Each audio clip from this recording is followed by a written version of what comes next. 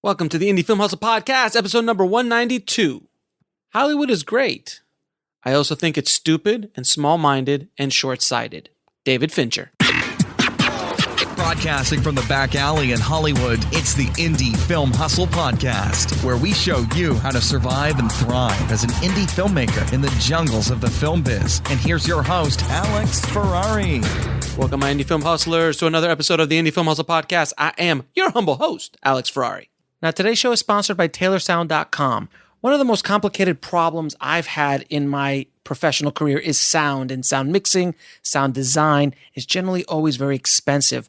But Taylor Sound has come onto the scene and has done something pretty incredible. Like so many other things you have in the world today, now you can get your sound design online. They're offering flat promotional rates for commercials, music videos, short films, and any other video content that's short form.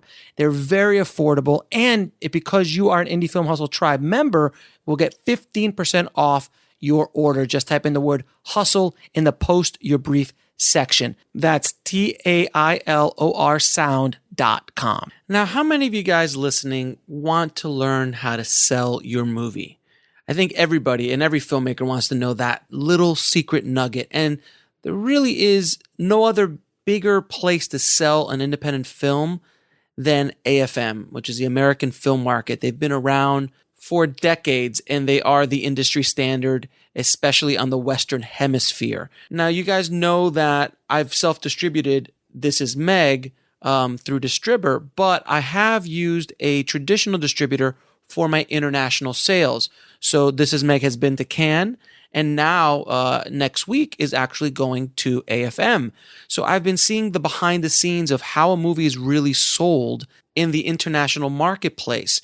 And there's one thing to see it from the outside, but when you're seeing it from the inside with a film, it's very, very educational. And today's guest gives you the ultimate insight on how movies are bought and sold at AFM. Today's guest is Johnathan Wolf. He is the managing partner of AFM, has been there since 1998. He is, as they say, the man at AFM.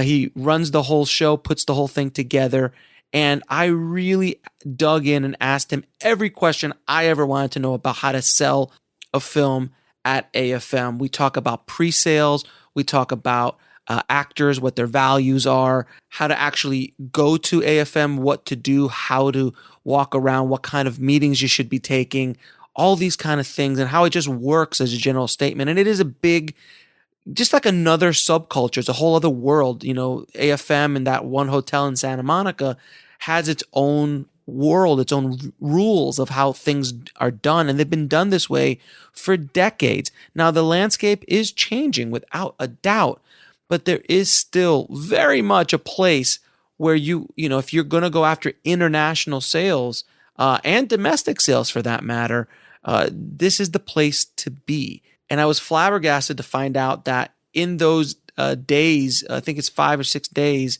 that AFM is running in November, over $1 billion of business is done.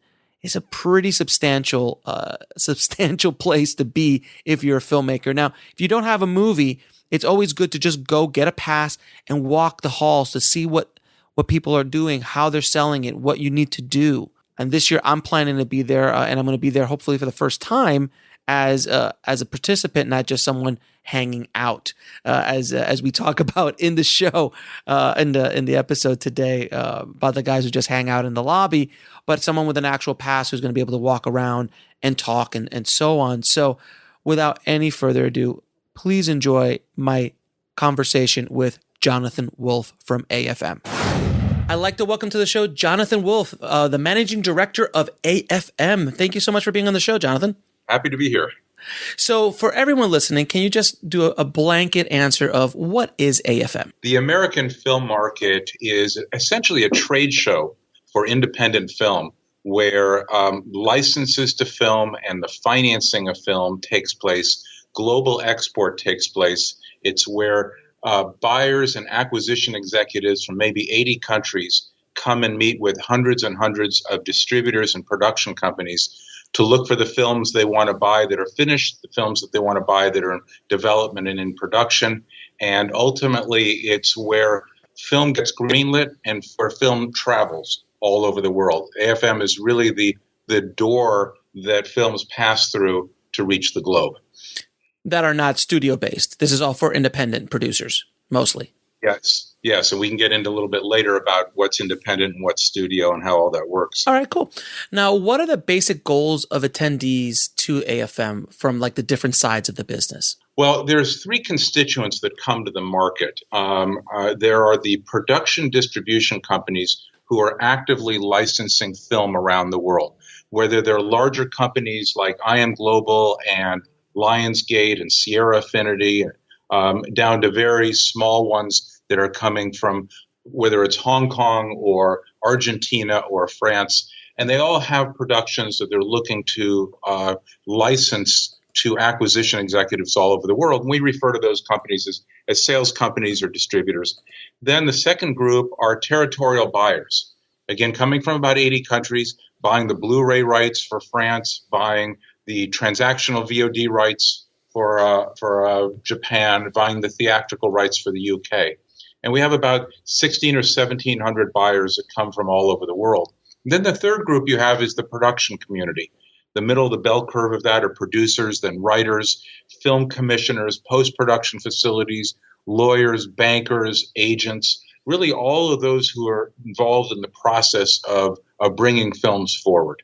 And those are the three groups, and they each have a different mission. Mm-hmm. The sales companies want to get the packages that they've put together and the films that they've completed licensed and sold around the world. The territorial buyers are looking for the films that work best in their region and the media that they're buying for.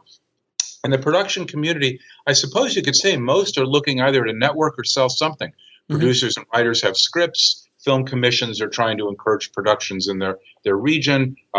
Production facilities are trying to get business in. And since so many films are greenlit at the AFM, it becomes a key destination for those who provide production services where they can connect with people who are about to go forward on a film. They have an opportunity to grab some business.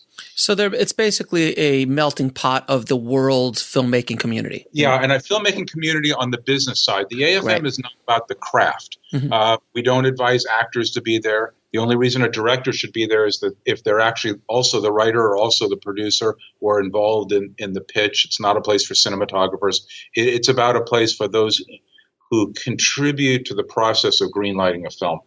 Now, I know you, and I've heard you speak before about Cannes and how you guys kind of complement each other. Can you talk a little bit about the differences in how you guys complement each other at the Cannes Film Festival? Sure. There are three major film markets around the world, and just looking at it chronologically from today, there's the American film market in Santa Monica, mm-hmm. the European film market that is held in February in Berlin, concurrently with the Berlin Film Festival, the Berlinale, mm-hmm. and then you have the Cannes film market, or Marché du Film, which is held concurrently with Cannes, the Cannes Festival. The AFM and the Cannes market are about the same size. They have the same buyers and the same distributors and sales companies there. There's probably a 90 to 95% overlap. The production community there may skew a little bit more European just because of proximity. The production community here may skew a little bit more American. Mm-hmm. But the business and the activities of the two are almost identical. They have a festival, but the festival runs separate from the market, just happens to take place at the same time. Mm-hmm. And so the activities are the same. The size of the audience is about the same. The European film market is probably about 75 or 80% the size of each of those two, and they probably get about 70 or 80% of the participants. It's sort of a mid-semester stop between these two events, one held in Hollywood, or in Hollywood's backyard, I should say, mm-hmm. Santa Monica. And so there's a tremendous value for those traveling all over the world to not only come to the AFM, but have their meetings with studios and others in Mecca, if you will. Mm-hmm. And right. you have the Marché du Film, which is held with the grandest of all festivals in a beautiful environment in Cannes. And so, yes, we're not competitors. We communicate frequently. They run a website called Sonando. We have a feed of our database that goes straight into Sonando. So when someone registers for the AFM, within 24 hours, they're flagged in Sonando as attending AFM. So we work, in a very complementary way. Fantastic. We'll be right back after a word from our sponsor. And now back to the show. Now, how can an independent producer with a film get the most out of AFM when they attend? I want to be sure I'm clear. There's producers with a film that are finished, and there's producers with a film that are in a project state. So both tracks. For producers, let's do it chronologically. Where producers with a project, and let's start by saying that's a finished screenplay. What you don't find in the independent world are production companies that are willing to pay for development costs. A producer who walks in and says, I just signed the rights to this guy's life, and it's going to be great, and I'm looking for development money for people to help. Let's go hire a writer. They're not going to get much traction unless this is just, a superstar that they happen to sign. For the most part, scripts are written on spec when it comes to independent film. So a producer coming into the AFM needs to have a finished screenplay or screenplays. Hopefully they've got multiple projects that they're working on. And their goal really is to connect with the distributor, the sales company, we use those words somewhat interchangeably, who is adept at licensing those films, packaging those films, assisting them in finding the right production subsidies and soft money, if you will, the incentives to help bring that film forward. And so when a producer is coming to the FM, they're looking for the right match. We've got about 400 companies with offices. These companies come from 30, 35 countries. Not every company is right for every film. Right. And so the producer is looking for who handles this kind of genre, who handles this kind of budget. Are they interested in projects that they haven't produced themselves? Will they get involved in the packaging? You've got decision makers from 400 companies under one roof. It's a unique opportunity, but it's an opportunity for someone who's prepared. Mm-hmm. And that means doing the homework well in advance. Someone who just shows up on opening day and thinks I'm going to go door to door and everybody's going to talk to me is going to walk home very unhappy. Mm-hmm. AFM is about appointments, and schedules are being booked now as we speak. We're 2 weeks out from the show. Producers need to do the research, use IMDb Pro, use our website, thefilmcatalog.com, which you can get to from the AFM's website, where you can see the films that each company handles and get a sense of who's right. Start to contact those companies, set up meetings. You're looking for a 10-minute meeting. You're looking for a pitch. The goal of the producer in that first meeting is to get the listener to read the script. Mm-hmm. That's all. A lot of times producers will come in and say, I'm trying to close a deal. They haven't read the script yet. They don't have the understanding of the sales process. Each step is just to get to the next step. Mm-hmm. Now, and how about if you have an actual finished project? You have a finished film. First, congrats to anybody that does. Right. The process is similar. What's different is you're not trying to get someone to read a script. You want them to see the film. Mm-hmm. Now, our advice always is if you have a finished film, set up acquisition screenings, LA, New York, London, 10 o'clock in the morning, 3 in the afternoon, not in the evening. They're not cast and crew. People don't go to acquire films and their time off. These are business events. Set up acquisition screenings. Get that film to be seen in a dark theater, not on in 2K or 4K, not on a Blu-ray that's being watched on a small screen while the kids are screaming or the phone is ringing or things like that. You really want to present the film the right way. If you think it has any hope of seeing a theater in terms of its release, that's the manner that you want to show it. It's no different than a car show where they've got the lighting just right on the car and somebody's waxing it or dusting it every hour. You need to make sure that you're unveiling your hard work in the best way. And a lot of times you reject the company that says, well, we only take Blu-ray submissions. Most of those companies never acquire those anyways. They just want to see what's out there in the marketplace and maybe a peek at what their competitors may choose to do. Mm-hmm. So if you haven't set that up, your goal at the AFM is to get the film seen. The best way to do that is, I believe, is to select 4 or 5 or 6 scenes from the film that are great examples of the production quality, the work of the director, the actor's skills. Put them together on a secure website, whether it's Vimeo or something else. The whole thing is 3, 4, 5 minutes, and send links to it and say, here's selected scenes. Take a look. We think it's perfectly positioned for your company. Again, the pitch is going to change. Whatever the company is, the pitch is targeted uniquely at that company. And take a look at this. We'd like to meet with you at the FM. We're confident we're going to, close the deal at the FM or right afterwards. The key thing here, though, is the producer is not supposed to cut a consumer trailer. The producer is not showing the distributor how the distributor should market the film.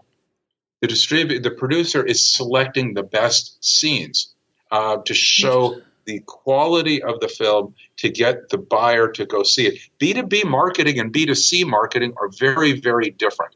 And producers frequently miss what that is. Even when these sales companies cut what they call product reels, not trailers, they cut product reels in a way to entice the territorial buyer. It isn't cut like a 60-second or 90-second trailer for a consumer. In this case, you're not even trying to do that. You're trying to show, here are 4 or 5, 6 scenes. The goal, again, is to get the viewer to invest 90 minutes to watch the film to see if it's a good acquisition for them. So you suggest no trailers. How about a poster? No. I mean, look, let me back up for a minute. Too many producers fall victim of a disease. And that disease is believing in the theory of transferable expertise. I am an expert in one thing, therefore I'm an expert in all things. Doctors and lawyers, guilty of that all the time. Producers, I'm an expert on my film. So I know which screens in the east side of New York it should play in. I know the best costumes for the actors. I know how to cut the trailer. I'll help oversee the artwork. And that tends to be a disaster. The best producers, the absolute best, are the ones that bring all the experts around them and create teams for each film of the best of the best. The producer that says, I know how to sell my film, is a producer that usually fails. And so, no, it isn't artwork. It's if the film is done, it's simply here's the film. Take a look at the film. The professional is not going to be driven by the artwork. Thank you, Mr. Producer, for spending all this, or Ms. Producer, spending all the time to create art that you think I might use to market to the consumer to motivate me. Just tell me the genre. Just tell me who's in it. Let me get a sense of the storyline, and I'll decide if I want to watch the film. So then when you're at AFM, I see all these posters everywhere. Who are those posters aimed at and those banners aimed at? The posters are aimed at the territorial buyers. These are distributors who have created art. They've created art for the packages or the finished films that they have to get the buyer from Japan who's running a Blu-ray distribution, the theatrical buyer from France. Each of those buyers are looking for film for their territory. And so this is what you see at the AFM is B2B marketing, not B2C. Now, some of it will carry over, but it's specifically designed. You'll see a lot of posters at the AFM with little fine print at the bottom, credits not contractual. Why? Because at the AFM, they're creating art as a one-off that's only going to hang in that room and then off it goes, that's designed to get the B2B buyer into that suite. It may not be the contractual credits that ultimately have to be on the poster. It's the art and the message and the cast. You're very rarely, unfortunately, you're going to see the writer listed on any of these posters. Why? Because the buyer's not looking for a writer. But contractually, they're going to have to be there on the consumer art. So these are B2B posters, B2B art. Now, I don't know if you can answer this question, but I've always wondered, when you say like the theatrical buyer for France, who puts that person in that position, or the Blu-ray like, are there just individual companies, or like, so there's multiple theatrical for France? Like when you sell a country, like I just sold my movie, and my movie's going to be at AFM this year as well, that I directed. And we just sold, South Africa for all media. And we sold China as well. Who puts these people in power? Are there multiple versions, or is there just one person? Well, first of all, nobody puts them in power. There's no Svengali out there. Okay, good. Talking for a moment about the difference between independent distributors and the majors. the major studios, the 7 major studios, they have a web of distribution around the world. Meaning if Fox makes a film, they just send the elements and the art to their offices in Japan, their offices in France, and their web of distribution pushes that film out into literally every village, hamlet, and borough. We'll be right back after a word from our sponsor. And now back to the show. That's what makes them a major. They have a web of distribution. Independents don't. There's some independents who have distribution in their home country, but beyond that, they don't. So they look for local distributors who are in the business of distributing film, and it's not the 7 major studios. And there are distributors in every country. I mentioned, let's say in France, UK, Entertainment Film Distributors, a large local distributor. In Australia, Roadshow.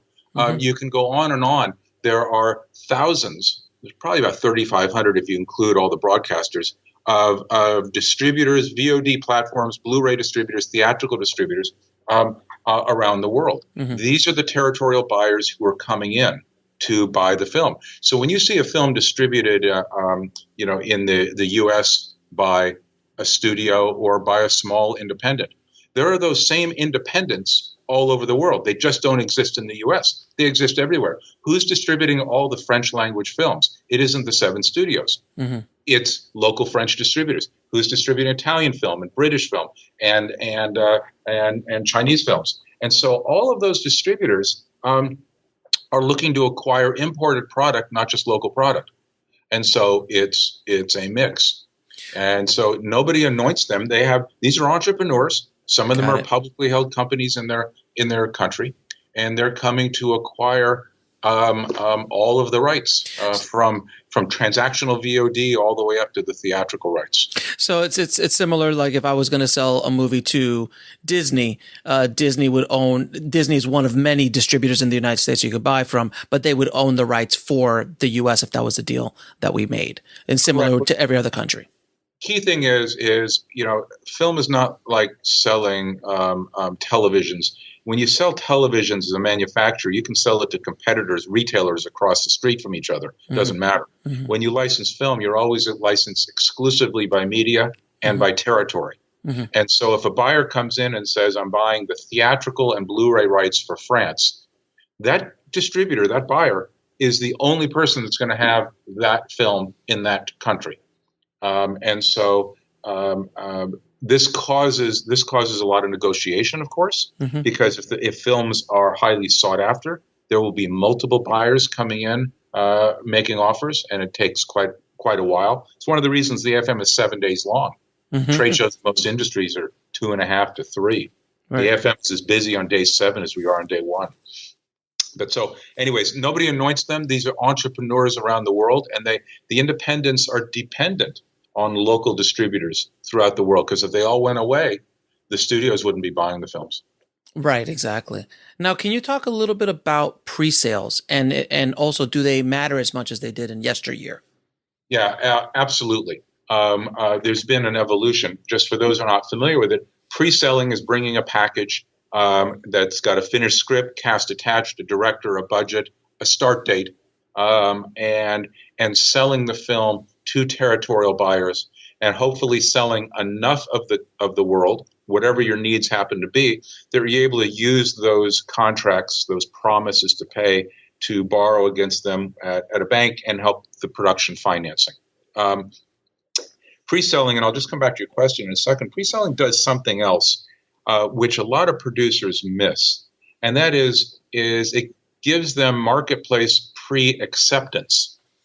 I'll use an example. Jimmy Choo makes shoes, makes 10 or 15 shoes, and he goes to whatever the market or event that they have for the shoe industry, and he puts out all the shoes, and all the retailers come by and they buy different shoes, and there's 3 or 4 shoes left that nobody bought. He may be really unhappy, put a lot of time and effort into it, thought it was the best shoe in the world, goes on a shelf and never gets seen again. It's not going to manufacture the shoe that nobody wanted. In the garment industry, they get to make samples. They pre-sell the samples, they see what's going to be bought, and they don't make the rest. Well, when you come to film, we've sometimes heard this phrase, a film that should have never been made.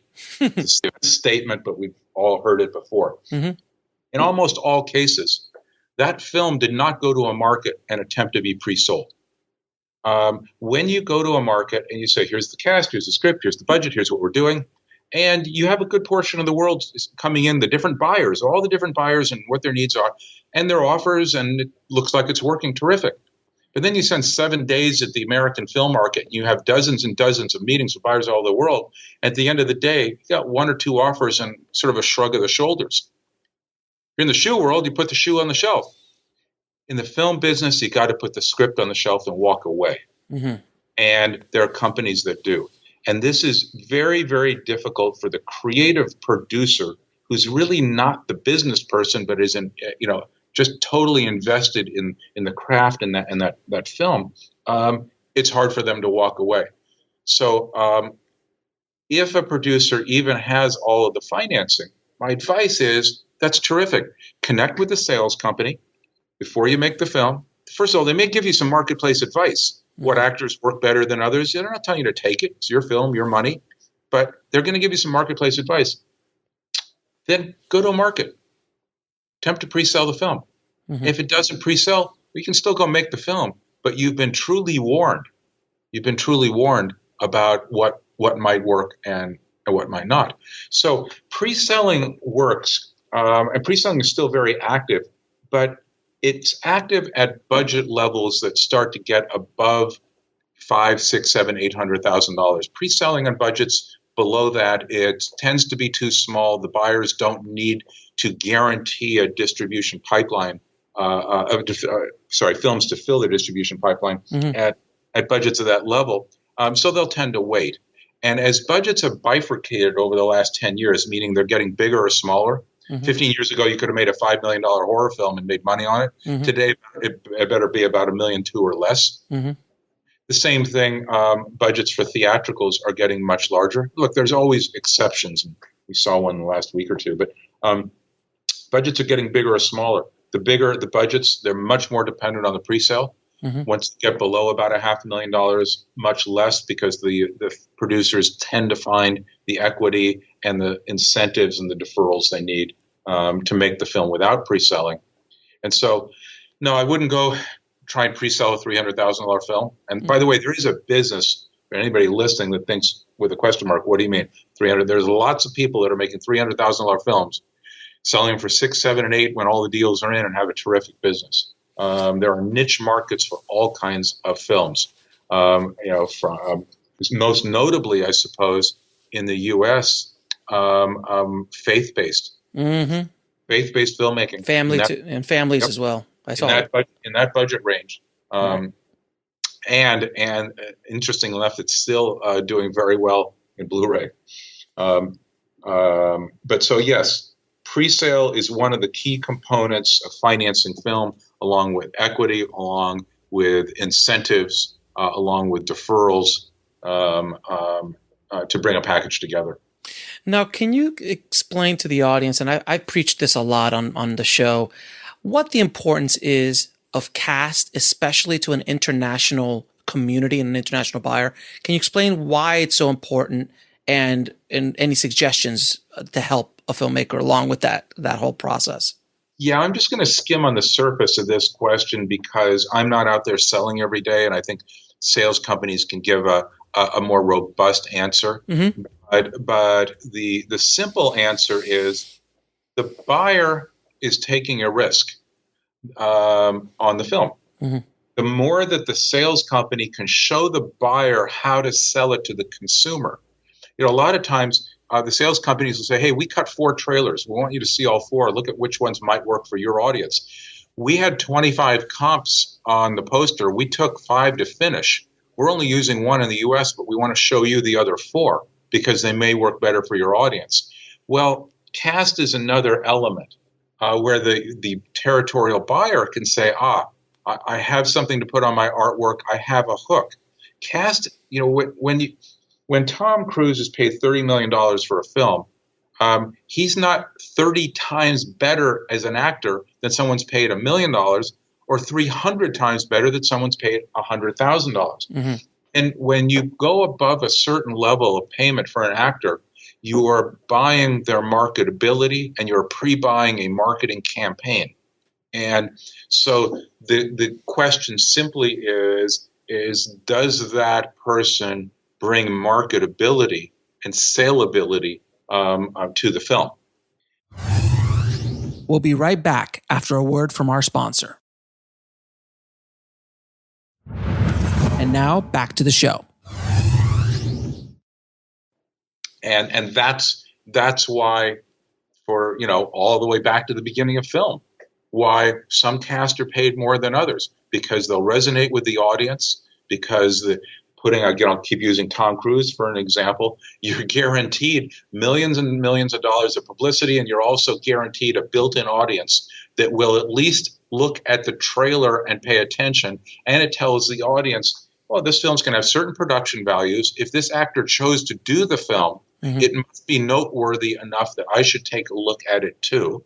If they only had actors I've never heard of, maybe all the good actors passed on it. It's almost like giving it a seal of approval that or reinforcement that the film is worthwhile. So it really has to do with marketing from just different angles, and it depends on what the genre of the film is and who the cast is. It's which pieces what I've just mentioned make fit. Right. Now, would you suggest that filmmakers, before they sign the dotted line with the cast, go to distributors and find out what they think that cast might be worth, or that actor might be worth? Because I did a specific group of films with an unnamed actor. I won't say his name, but he had diluted himself so much that whatever value he did have once was not, people are like, I got 5 other movies with him in it. I really can't buy it. And the poor filmmaker was stuck, holding the bag. So do you suggest that they should talk to distributors prior to signing those deals? Yeah, and this comes back to the comment about pre-selling gets you marketplace pre-acceptance. This is called the film business, not the film endowment. It's not a film arts endowment. Right. This is a business, and the goal of every producer is to get an audience. We're not painting paintings that we do out in a park and then we show to our family and it hangs in someone's bedroom. That's a swell thing for art. Artists who want to do films for themselves. I tell producers a lot, if a director comes to you and says he's just written a great script he wants to direct, and you ask him who's the film for, if the director tells you a specific audience, young women, middle-aged men, whatever it is, you say, great. If the director says, well, the film is for me, the producer should just get up and run out of the room. because this is a film business, and those working on it constantly have to face the audience, and everything they do, all across the board. Even when it comes to, when you talk about casting, when it comes to costumes, when it comes to language, is this for girls 13 to 17, which means we need a PG on it in the U.S. and then similar in other countries. So the shots that we have, the costumes that we do, the language that we use has to be at a certain level. Or are we going somewhere else? The eye has to always be on the audience, and so wherever that's going to fit. I mean, you mentioned actor. I'll mention one. Nicolas Cage. Yes. There was a time where everybody I knew in distribution had a Nicolas Cage film. Right. Everybody had one. Right. And he became, for a period of time, in independent film, very diluted. He was working nonstop, and there were 5 films one year at the AFM that had Nicolas Cage, either in pre-production, in production, in post, finished.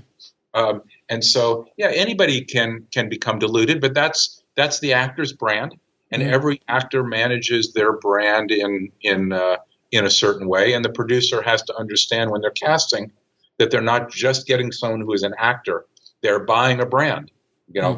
Nicolas Cage, Tom Cruise, they're buying a brand, whether it's a very small brand or a large brand. They're still buying a brand, and what's that brand bring to them, both positive and negative? Now, can you discuss a little bit about where we are today in the DVD, Blu-ray, and TVOD and SVOD markets, as opposed to yesteryear as well? Yeah, I probably don't have a lot new to add to that. We see the consumers more willing to, or prefers rather, to just get the delivery online. I mean, can you imagine that they're going to look back decades from now and say, to watch an hour and a half of television, people used to get in their car, drive in the rain, go around the block looking for a parking space, go into a shop, go through the whole process, waiting in line, blah, blah, blah. And then if they didn't bring it back in 2 days, they started getting penalties like a library. I mean, it's barbaric. It's a barbaric. I mean, talk about a transitory technology of VHS from the mid-'80s till when it finally went away, and Blu-ray as well. I mean, it's goofy that it was actually there, and truly Hollywood video stores, along with Blockbuster, they were bubbles. They rode a great bubble, and a lot of people made a lot of dough. Mm-hmm. But it's technology now is moving that aside. There will always be a packaged goods buyer.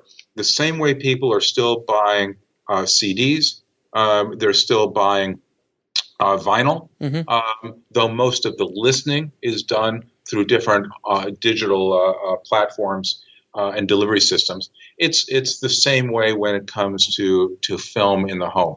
It's just moving in that direction. And who ends up being the big players, we'll see. We just saw this week the announcement of not Movies Everywhere. What is it? Movies Anytime. Yeah. And so everything's going in that direction, where eventually you're going to, if you want the film digitally available for you, you're going to pay a certain fee, and it may be a higher fee when the film was released versus a lower fee, later in the film's life. And once you pay that fee, you have it forever. But what this has done, and what this subscription business has done, it has destroyed the value in film in the ancillary markets. Mm-hmm. And let me explain what I mean. 10 years ago, selling a film at the AFM to, let's say, an Italian buyer, that Italian buyer could forecast what the value of that film was worth in second cycle syndication in Italy on television. Mm-hmm. In years 5 to 10 of the film's life, they would know what that value was. And so they could determine, when buying that film, what the life of that film would be. Mm-hmm. And you would look at networks like TNT and TBS and FX, and most of what you saw at night were reruns of action adventure films and whatever their flavor was, and you'd see it all the time. When subscription models moved up, led obviously by Netflix, it slowly but swiftly destroyed the value of all of that syndication, not just in the U.S., but globally. Mm-hmm. Now, when buyers buy a film, they're looking at the revenue stream about 3 years out, not 25 years out. Because once a film if you have a Netflix subscription, the film is on Netflix, you're never going to watch it on TBS. What for? Why should I watch it with the commercials at a specific appointed time? I can download it anytime I want for free. And edit it down for content as well. Absolutely. And so one of the reasons that we've seen the huge growth in event television and series and all the specialized series and over 400 narrative series in the U.S. is because these networks had no choice. The model that they started with of showing event film right off of the theaters, TBS, a film 18 months out of the theater going to be on TBS, gone. Yeah, they have a few there. You can still see Die Hard, whatever it is on networks. But most of that stuff is gone. They have no interest in anything beyond a very, very narrow band that happens to fit what they need. And so suddenly their source of content went empty. And they had to create content. And so all of them started. I'm looking at American, AMC. Mm-hmm. That stands, most people don't even think about it anymore. American Movie Classics. Right. That's what it was. Right. And all it showed was classic films. Completely gone. Now we're looking at their event series, and because why? Because all the films they would have shown, you can go find them on Netflix now. It doesn't matter. Destroyed their business, but they managed to pivot. They did. You're absolutely right. They did pivot, and they could have gone the way of Blockbuster, but they actually pivoted in Breaking Bad, Mad Men, and Walking Dead now. Yep.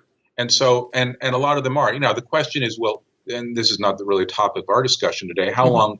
Is this also a bubble? Is this being fed by all the consumers who are unable to unbundle their cable and satellite packages. So fees are flowing to all of these networks. And once that unbundling starts to get some momentum, are the fees going to drop? Are we all paying taxes for films, for TV shows that we never watch? And as we unbundle, will that source of financing go away? My belief is this is a bubble as well. We'll just have to see how long it lasts. We'll be right back after a word from our sponsor. And now back to the show. And so when you talk about the impact of the technology on film, what it's really done is it has taken a big bite out of the ancillary value. And so that the buyer has to look at what they're going to make in a short window rather than a long window. Now, can you talk a little bit about how distributors set up booths in the hotel rooms at the actual AFM, and so people understand how it works when they walk around? For those who've been to a trade show before, you go into a big convention center and there are aisles and there are different companies, big and small, whether it's a restaurant show or a furniture show or a consumer electronics show. They're all pretty similar. And the AFM is also a trade show in that way, where we have what we call exhibitors with exhibition space. But what makes us different is we're not in a convention center, we're in a hotel. The AFM is held in Santa Monica at the Loews Santa Monica Beach Hotel. It's a 350-room hotel. We close the hotel for 2 weeks. No one sleeps in the hotel for 2 weeks. We move all of the beds and most of the furniture out of the hotel, and the hotel turns into an office building. And we refer to our exhibition space not as booths, but as offices. And so you might have a large company like Lionsgate come and take 6, 7, 8, 9 rooms and create a suite of offices because they're large. You might find, very small companies. Let's say it's Troma. And Troma is coming in and taking a single office. You might Studio Canal, one of the largest companies in France, takes a large suite. And so they're turning their space into offices. They do this because this is about having meetings. It's not about the territorial buyer coming by. Let me scan your badge and I'll follow up with you in the months to come about our next lineup, like you might if you were selling couches and here's this year's model.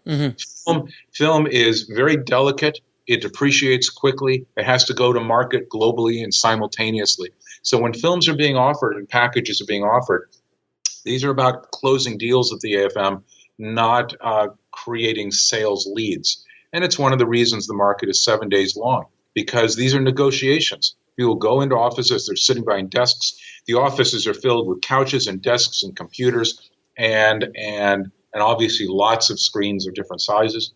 And it's about closing deals. And so the companies who are there, the first few days that they're there, this is an appointment show too. This has been drop-bys, but the show starts right now in a couple of weeks. I would imagine that most of the distributors, their schedules are 3/4 full the first few days. Those companies are looking to license the packages and the finished film that they're bringing to the market, and those are their key meetings the first few days.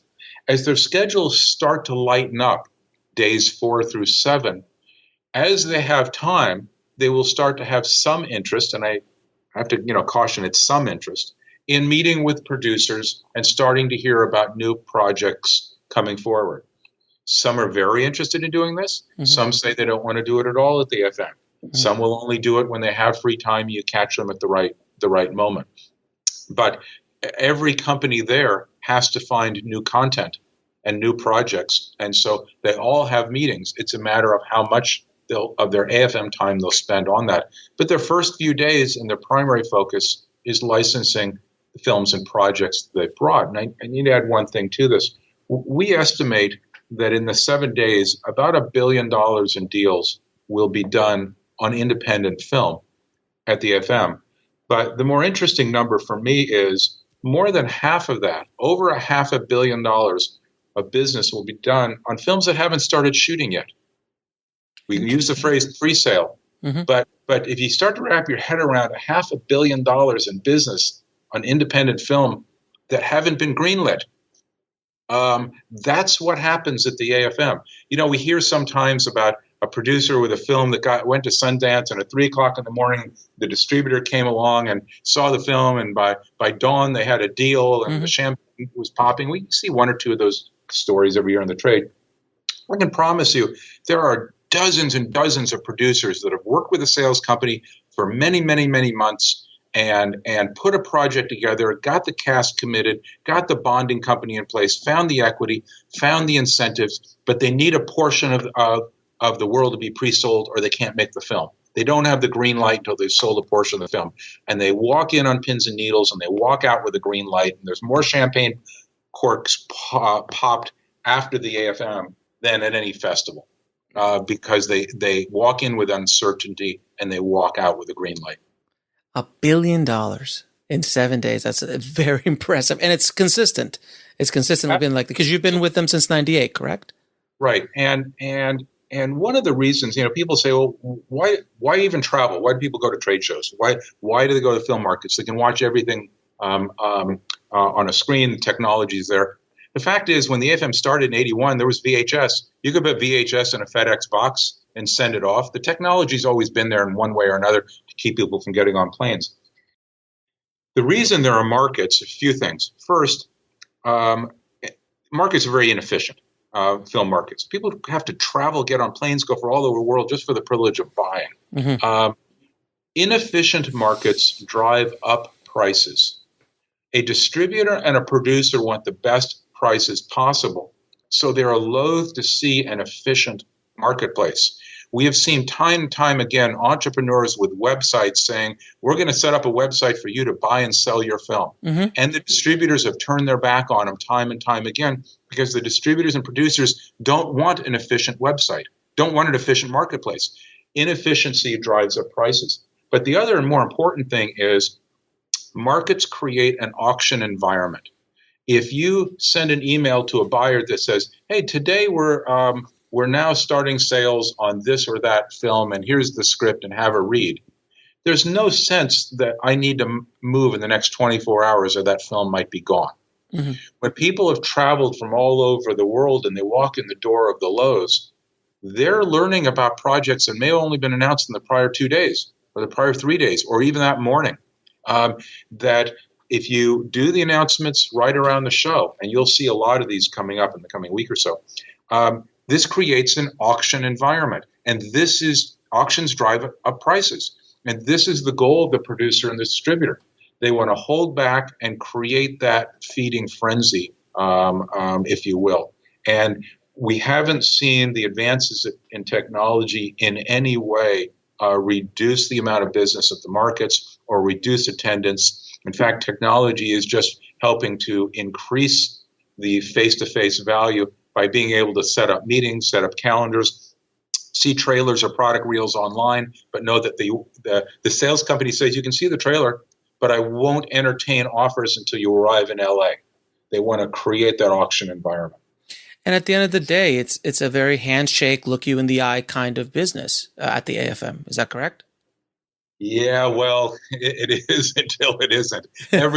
Everything's in contracts. No, I meant, I of course in contracts, but I meant more like I need to like the relationships that you build, and year after year you keep meeting the same distributors and same producers, and you start building relationships up. It's something that is very unique. It's that way for product lines. I back a ways ago, the producers involved in the Olsen Twins videos were considering a different international distributor. And I went to one distributor and said, hey, I can set up a meeting. Do you guys want to chat? And the distributor sales company said, no. And I said, why? This is a slam dunk. It's Olsen Twins videos. Distributor said, we sell theatricals. We have a certain clientele who come to us. We don't sell to the buyers who are looking for that type of film. And we'd have to start a new segment of our business, and it wouldn't be a good fit. The same way, film companies are not like Macy's, where they have everything from expensive Armani leather jackets to $10 sunglasses. Distributors work in narrow bands, whether it's budget, language, genre, methods of financing. And so you have to identify for each buyer, each of the buyers identify the distributors and have the product that that they're looking for. Now, can you also explain the whole layout of AFM, meaning the lobby and then the different floors and what passes get you into what floor and all that kind of stuff? Because I've heard of that before I was actually at AFM. I heard the legends of like you need a pass to get this, and the pool and deals are made at the lobby, all that kind of stuff. Can you talk a little bit about that? Yeah, it's actually an unfortunate discussion. If you look at most trade shows, and if you look even at the Cannes film market and the European film market, you have a badge and you walk in the door. Mm-hmm. And it's as simple as that. We'll be right back after a word from our sponsor. And now back to the show. At the AFM, the lobby of the hotel is public space. Mm-hmm. And for a variety of reasons that have to do with security and other things, we don't have security on the front door of the hotel. If we did, we'd be like any of the other markets. You have a credential, you walk into the event. Mm-hmm. But the lobby is open, and therefore you need a badge to attend the market. You just don't happen to need a badge if you want to stand around in the lobby. Mm-hmm. Now, there are about 12 chairs in the lobby. Yes, I know. It's not a place to go hang out. Right. And it's usually only those people who don't have a badge and are just hanging out. It's not a place most people with a credential stay. Once you start to go upstairs or elevators, you need a badge to access the any other part of the hotel. And this is where all of the sales company offices are. So yeah, there's a lobby, and but boy, if you're hanging out in the lobby, you're sort of tagged as someone hanging out in the lobby. We had Adam Carolla come and speak when he had done his film Road Hard, mm-hmm. and he walked into the lobby through the lobby to get to the seminar room that we had set up. And the interviewer asked him his first question. And before he'd answered the question, he looks at the camera, looks at the interviewer and says, "Did you see all the douchebags in the lobby?" And he does a 1.5 minute riff, including things like, if Al-Qaeda bombed this place, the world supply of douchebags would take 10 years to replenish. And went on and on. Of course, we had this piped out into the lobby. We have screens in the lobby. Oh, no. And telling me afterwards, "Dude, he's talking about you." So all I can say to the listeners is, if you're coming to the AFM, come to the AFM with a credential, and you're a player. If you're hanging out in the lobby, and I got to say, there's some people who are actors or actresses and think if they're down in the lobby, they may get discovered and hang out in the bar. But it's just not what you do.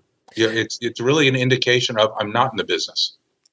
Got it. Now, did Adam make it out okay? Yeah, he did. And, I think we sort of snuck him out the back door because he realized it wasn't safe to go through the lobby as exit.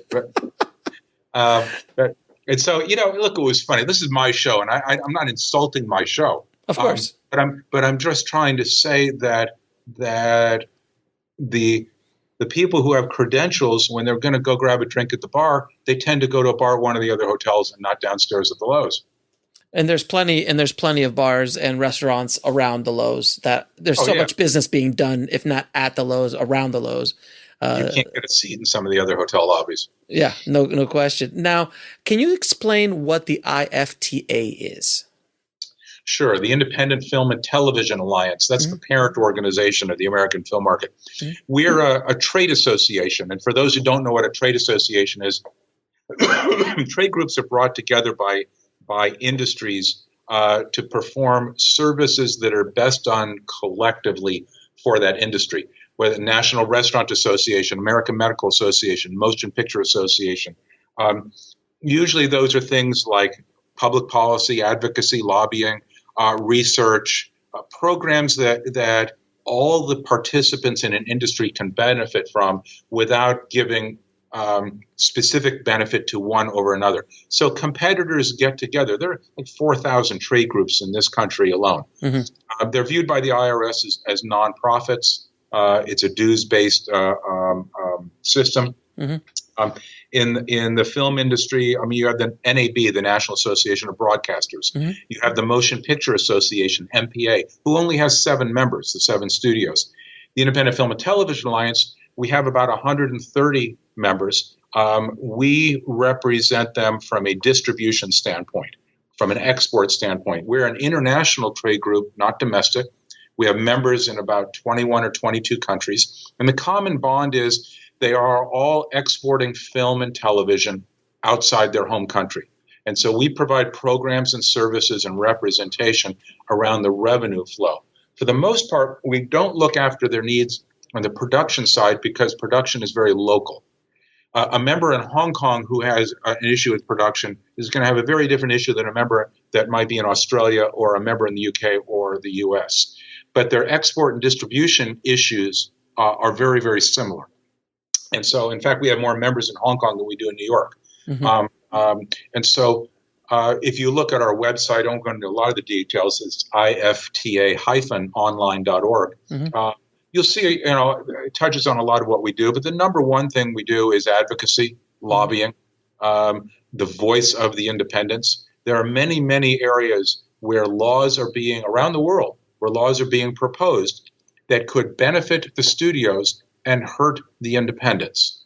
And a lot of times we work hand in hand with the MPA. There's somebody in our office probably on the phone every day with the MPA because there is issues of protecting intellectual property. We're both on the same side. There are a lot of other issues we're on the same sides, and we'll put together a united front. But then sometimes we are on the opposite sides of the table on some issues. And so I'll give you a simple example. If in a country they were going to pass a tax, a 2-cent tax on the box office, that was going to go into a fund that was going to help local production or local distribution, it's possible that the MPA might be there saying, well, this is just going to be, it's going to hurt box office revenue, it's going to decrease our revenue, we don't think it's right, blah, blah, blah, and it's competitive. We would be in there on the other side of the table with the local distributors saying this is good because independents are dependent on strong local business infrastructures in film to have customers.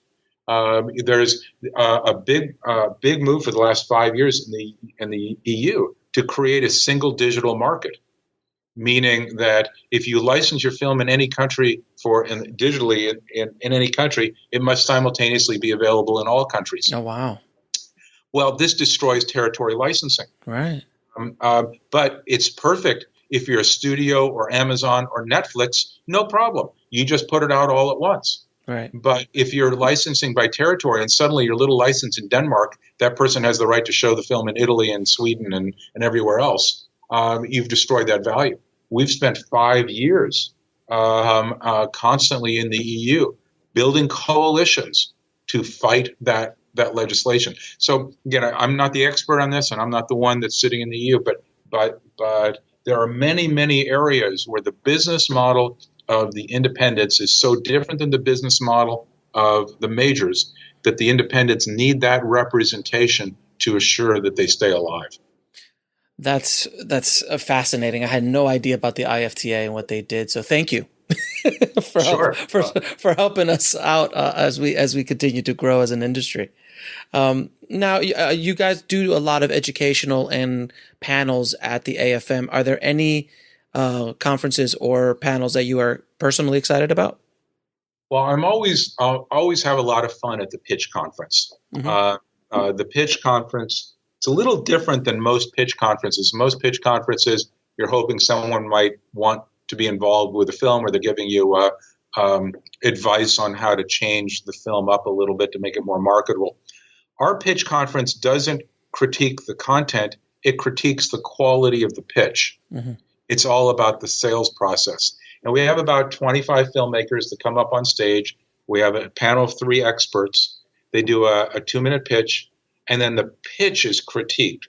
And the audience never leaves. Everybody is taking notes, not on the project, but learning how to pitch. Because one of the problems that we see in our industry is that selling, the sales process, the value of the salesperson is horribly undervalued.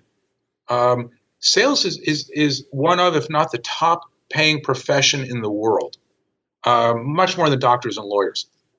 But we as consumers actually don't come in contact with salespeople. We think we do, but we don't. Yes, if it's a house or a car, that's it. But I'm not talking about someone behind the cosmetics counter at Macy's. But if you sit and look around anywhere, who sold the asphalt in that street? Who sold the metal in that building? Most salespeople are a B2B business, and it's a very highly skilled area. And producers don't understand that they're in the business of B2B selling.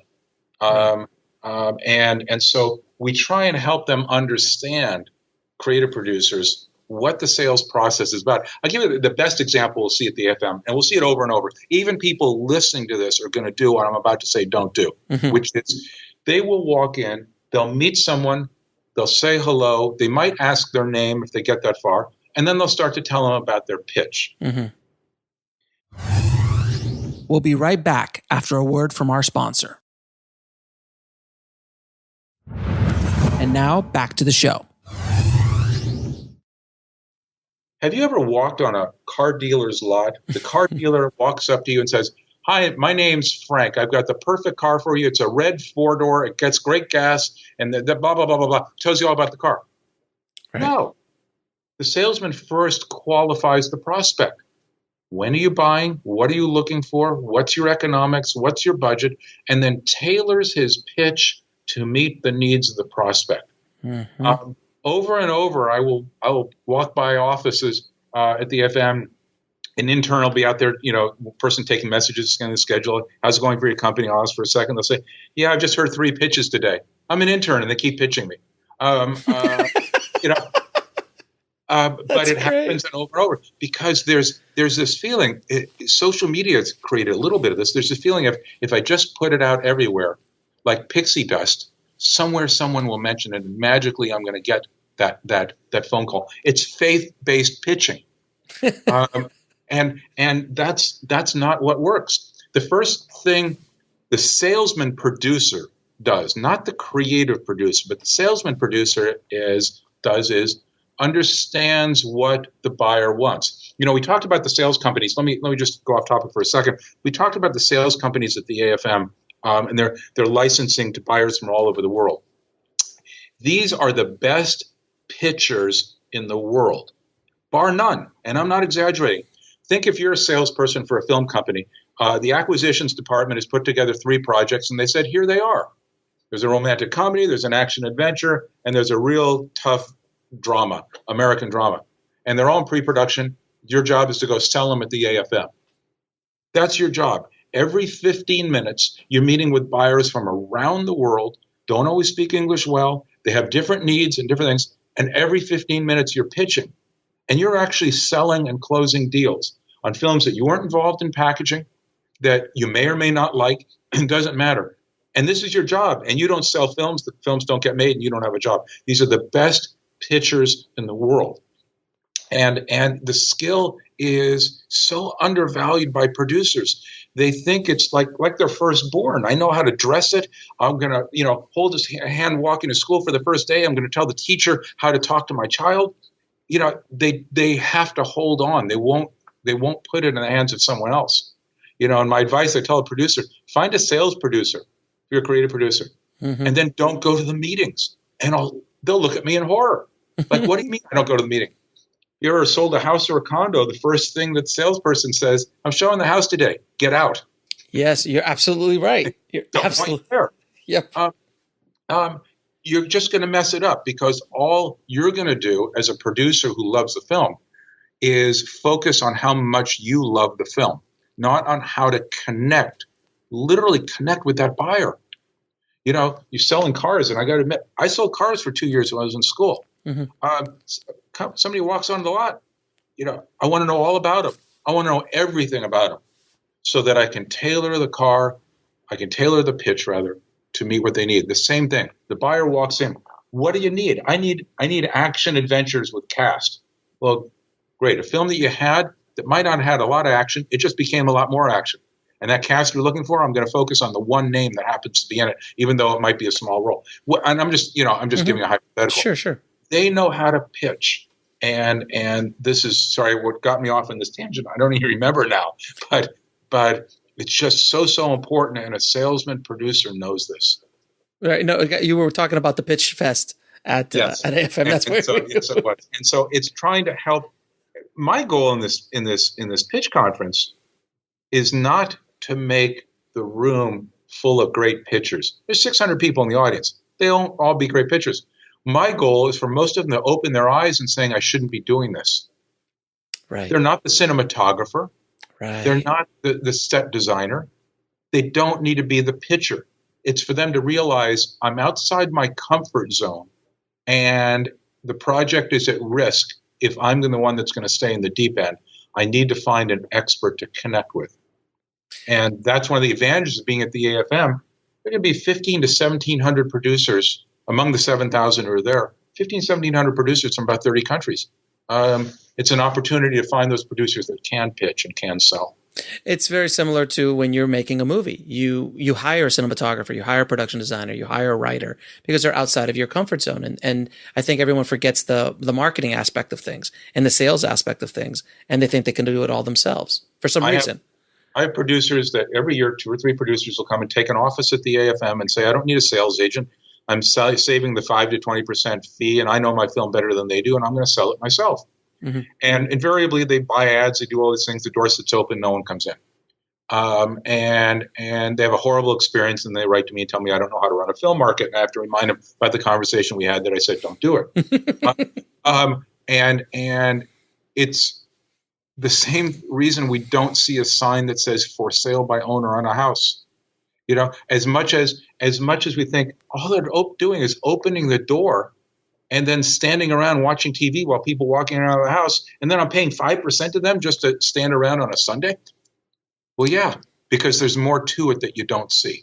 And, you know, selling a film internationally, most buyers won't buy from a producer. Mm-hmm. First, and I guess most important is they're not sure that the producer can actually affect a full international delivery. Right. You know, it's more than just textless titles and filled M&E tracks. Mm-hmm. There's a whole lot of stuff: marketing materials, chain of title, all these things. They all have to happen at the same time globally. Mm-hmm. Globally, boy, you know, you buy a film and you find out it got released in a different country 3 months earlier, and now it's being pirated in your country. You're screwed. So unless they can steal it, you know, at a real, you know, real low offer, mm-hmm. when buyers see something for sale by a producer, they don't know who it is, they don't know what it is, they've never done business with them before, it's a one-off, they just stay away, they don't even take the meetings. Right. It's more, and I've heard that before, that they will not, it takes years before they can build relationships of going to the FM every year, and they're like, oh, he's back, oh, she's back, okay, and then slowly but surely you start building those relationships to the point where like you have that connection, but generally speaking, they don't. And that's because in pre-sales, the seller, the pitcher, is saying, when you get through the whole pitch, there's one underlying comment, which is the film is going to be profitable for you. Notice I didn't say the film is going to be good. Mm-hmm. The film is going to be profitable. And that ultimately is the promise that every pitcher is made. When you're a buyer saying, I'm in love with the film, they're not in love with the story. They're in love with the profit potential of the film. And so the pitchers are pitching the profitability of the film, because that's what the B2B pitch is. It's not about what you are going to experience, the joy, the crying, the laughter. They are pitching profitability. And that means the trailer and the artwork and everything is based on pitching profitability. That's a totally different marketing campaign than you go to a consumer where you're pitching the experience. And that's why the B2B sales is very different, and that's why when you get to the producer trying to do their own pitch, they're really pitching and selling the consumer experience. They're not pitching the profitability that the buyer might have. I mean, Johnathan, this interview has been eye-opening and amazing, and I really appreciate you taking the time out to drop amazing knowledge bombs on our on the tribe. I have a couple questions I ask all my guests. Sure. If you have some time. Sure. What advice would you give a filmmaker wanting to break into the business today? Well, can you define filmmaker? Director, producer, someone who actually wants to produce a film. So say producer. Okay, yeah, producer's better than writer or director. Sorry. First of all, there's three kinds of producers. There's a creative producer who really works with writers and develops stories and understands the texture of the script. There's a salesman producer we talked about a lot. Knows, walks the walk, talks the talk, knows how to sell anything. Then there's the line producer who takes the great script and the dough that the sales producers raised and knows how to work with the unions and the location scouts and how to get it done in time. So, really working backwards in that group, line producers just need experience. They need to just get on sets, start at the bottom, work their way up. Sales producers, they don't need any advice from me. They're better at it than I am. They know how to make the connections. They know how to work a room. They know who the players are. My advice the only advice I really have is for the creative producer. Find a sales producer. We'll be right back after a word from our sponsor. And now back to the show. Find a sales producer. If you're the creative producer and you believe that you can really work well and develop film that's going to resonate with an audience, then find the sales producer who has faith in working with you as you develop it and work as a team. Most producers are producing teams. And sometimes they do both. Each one develops, the other pitches. Sometimes one of them has a better idea of how to work the pitch than the other. But I would say find teams. One of the problems that creative producers have, it's similar to writers. First of all, a lot of creative producers, let's face it, are writers. They became a producer so they could sell their script. If you compare it to music, if you're a drummer and you say, I want to be in a band. Well, I need someone to play bass. Where do I find these people? I'm just sitting at home in my garage with my drums. You get out there, you start meeting people, you go to clubs, you do gigs, you see gigs, and you start to find people that you can start to create relationships with. Writers are terrible at this. They're used to being sitting alone. A drummer needs a band. They need everybody else. You just can't put a headset on, listen to other people's music, play along with it. You need other people. So you're really into that collaborative process. Writers are used to sitting alone with the door shut in their thoughts, and they really struggle at the process of networking and connecting. So all I can really say is when you're not writing, you better be building relationships. And it isn't always with, let me tell you about the film that I've got. It's building relationships, building trust, finding the producer who can sell. And can you tell me the book that had the biggest impact on your life or career? Well, I don't read enough, but it was a book in political science in college called The Irony of Democracy. Okay. And the theme of that book was that in all democracies, you have political institutions, you have hierarchies, whether they're government institutions, non-government organizations, and everything, that ultimately have people at the top who are elites. And the theory of this book was elites have more in common with other elites, even of opposing views, than they do with the people who they represent. And that the irony of the democracy is that it's those elites that work in concert with others, not always to the benefit of those they represent. And so it's a long time ago, and I haven't thought about it in many years. But if you're asking a book that stuck with me, that's it. It's probably long out of print. It's a college textbook. Great book. It sounds like a great book. And then what lesson took you the longest to learn, whether in your industry or in life? Every day I realized I know less. When I got out of school, I knew everything. Of course. Today I know less, and tomorrow I'm going to discover I know even less. Johnathan, thank you so much for taking the time out to talk to the tribe and myself. So, and it's again been an absolute pleasure having you on the show. Happy to do it and really enjoyed the discussion. Well, I know a lot more about AFM than I did before this interview, without question. And I want to thank Johnathan again for being on the show and being so candid about the entire process of AFM and how to really sell a movie, what buyers are looking for. And I feel that, again, so many times filmmakers forget that this is a business. As my friend Suzanne Lyons says, there's show and there's business, and the word business has twice as many letters as the word show for a reason.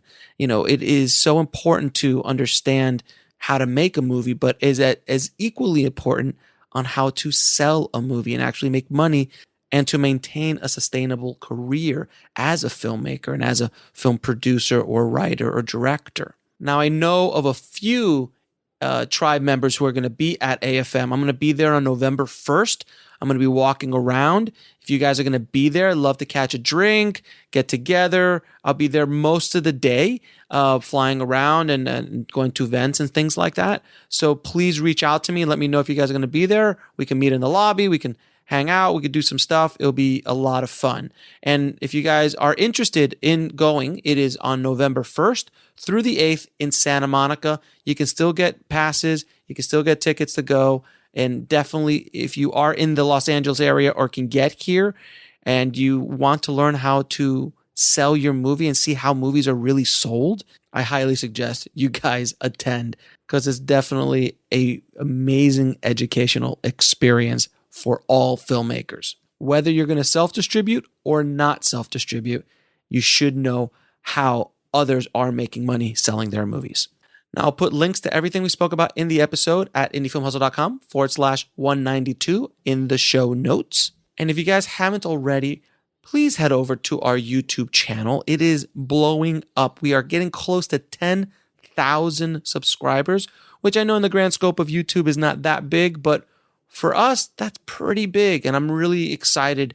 And it's growing very fast, especially with our new shows that we have going on, the Director Series and the Indie Film Hustle Film School, as well as replays of the podcast. And I've got some big stuff coming up in January. And actually, since I'm going to take this moment to see if you guys can help, I've got a show idea that I want to do for the channel, and it's called Ask Alex. I've done a few of those on the podcast, but I'm actually going to create a YouTube show where I'm going to answer one question from the tribe every day for 30 days in January. So I'm going to release them every day in January, and I need questions. I need questions from you guys. So what I want to do is get your questions. Your name will be read out on the show, and I'll also put up your Twitter handle as well, so you can get a little bit of press and a little bit of push on your stuff as well. And I want questions about everything in the film industry.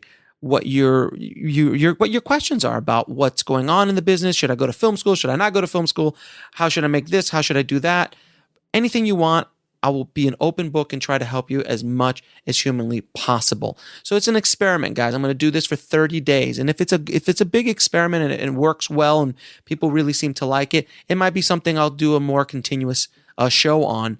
But that's the plan. And I am hopefully going to be going as well to Sundance this year.